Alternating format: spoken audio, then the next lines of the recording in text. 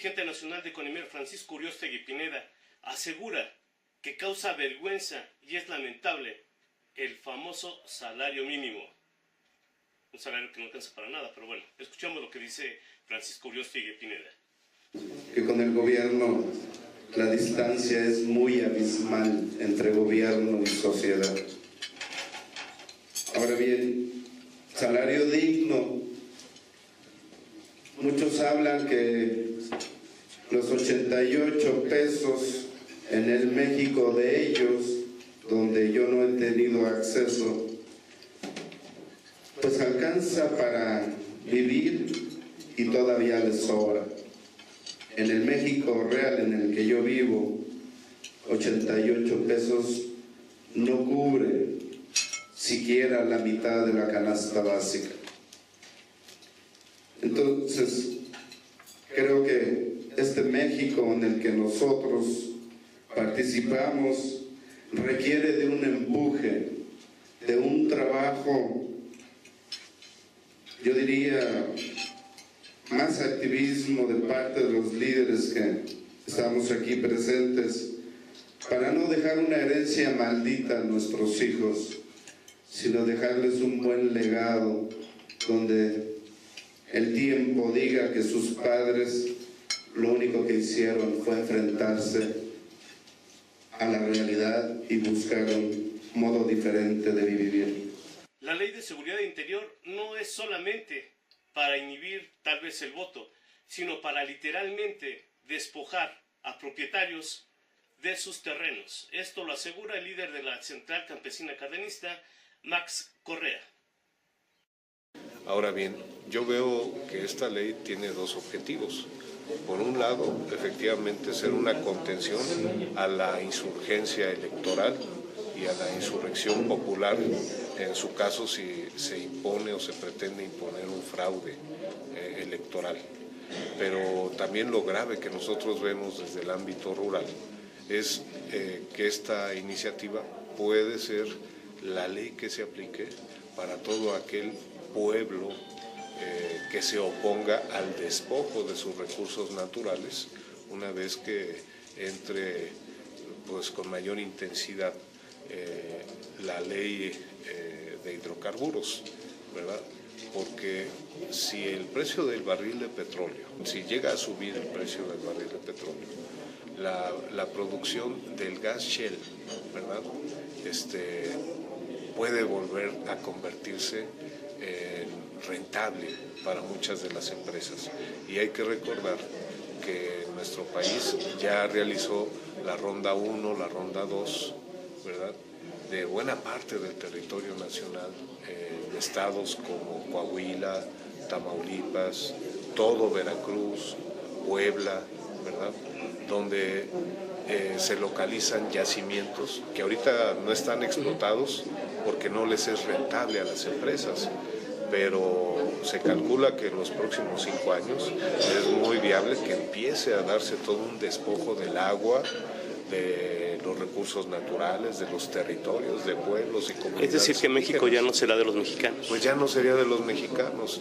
Y la barrera de contención para quienes se opongan, ¿verdad?, una contención de represión, pues sería abogar la seguridad interior del país. Bien, llegó el momento de hablar un poco sobre la López-Troika, esta tan llevada y traída y manipulada propuesta del camarada Pejesovich, en donde él habla de hacer o generar una amnistía para combatir la delincuencia organizada.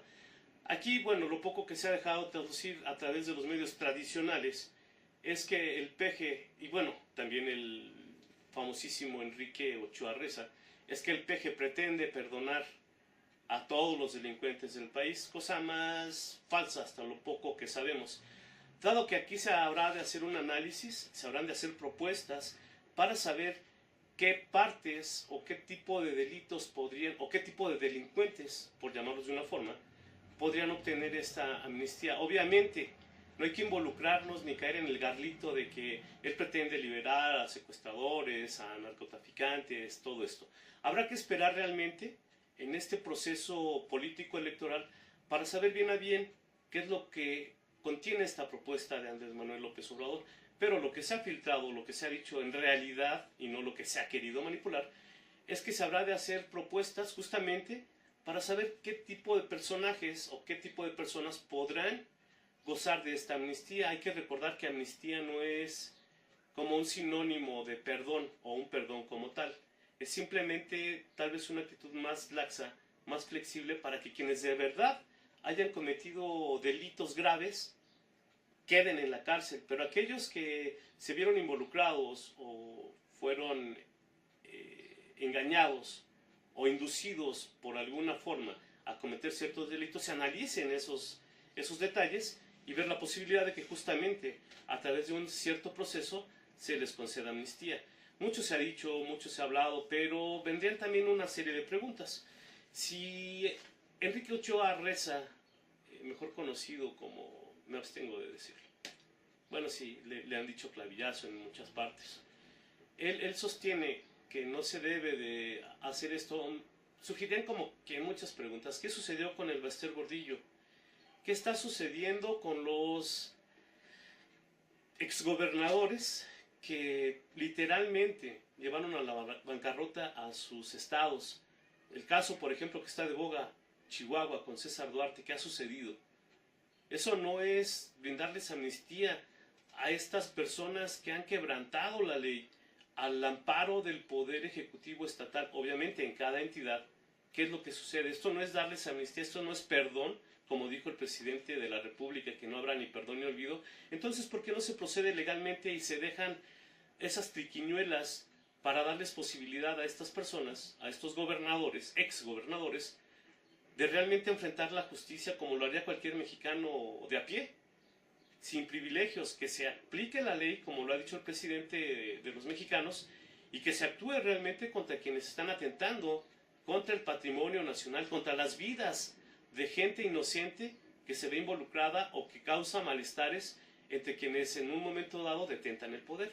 Así que sería muy conveniente que, lejos de estar lanzando este tipo de campañas, que si el camarada Pejesovich es un infiltrado o que si está loco, ¿por qué no realmente se ponen a trabajar? Y en el caso, por ejemplo, de los partidos actualmente, el PRI, el PAN, con esta alianza PRD, Movimiento Ciudadano, ¿por qué no se dejan de ese cinismo y reconocen las fallas que han cometido sus agremiados o sus funcionarios o sus gobernadores o exgobernadores y dejan de estar solamente criticando? Sería conveniente que, así como han juzgado todo este tipo de cuestiones, volteen a ver y se den cuenta cómo está el país gracias a las corruptelas de quienes han posicionado en un puesto de elección popular y que al final, aparte de defraudar las arcas públicas, han defraudado la confianza de quienes les han elegido. Así que bueno, tenemos cada quien nuestra propia versión, tenemos nuestro entendimiento y analicemos realmente si estas peticiones o estos reclamos de estos partidos políticos en contra del infiltrado ruso Pejesovich son reales. ¿Por qué no voltean a ver un poquito, se dejan de cinismo y reconocen que en sus filas ha habido muchísimos delincuentes que han pasado de largo? Y me refiero de largo que no han sido ni sentenciados, ni procesados, ni detenidos. Así que bueno, queda ahí esa reflexión y en una próxima les daremos más información de lo que está sucediendo en nuestro país. Muy buenas tardes, o buenas noches, o buenos días. Pero analicemos todo lo que está sucediendo en este país e informémonos e investiguemos. Muy buenas tardes. Vamos a ser felices nosotros.